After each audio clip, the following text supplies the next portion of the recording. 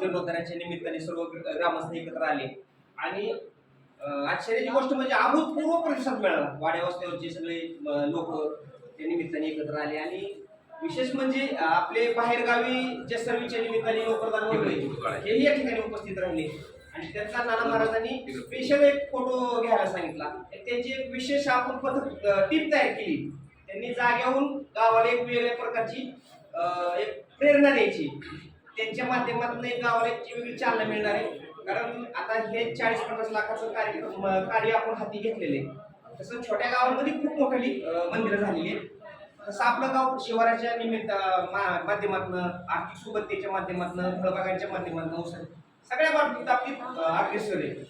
तर ह्या निमित्ताने मला एवढं सांगायचं की जर आपले जे सर्व बांधव आहेत, मित्र आहेत, परिवार आहेत, त्यांनी थोडंसं ह्या अतिशय म्हणजे सिंहाचा खाडीचा गावकऱ्यांचा बी सिंहाचा राहणार आहे, परंतु ह्यांचा सिंहाचा वाटा असावा असं माझी मनोमन इच्छा आहे.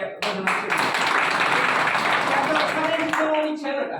आणि विठ्ठल भाऊ शिंदेनी जी 5,000 जास्त सांगितले बरं का, जे व्यक्ती देईल त्याच्यापेक्षा माझी, तर विठ्ठल भाऊंना आपल्याला आकडा कसा वाढवता येईल ही आता सर्वजणांच्या हातात आहे.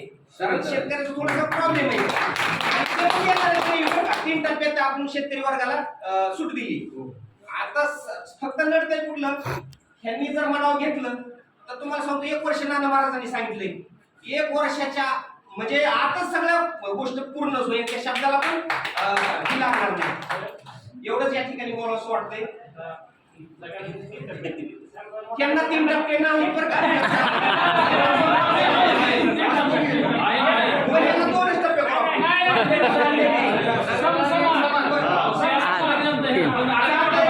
त्यांना पण 3 टप्पे दिले जातील. फक्त ह्यांचे टप्पे मोठे आता पूर्ण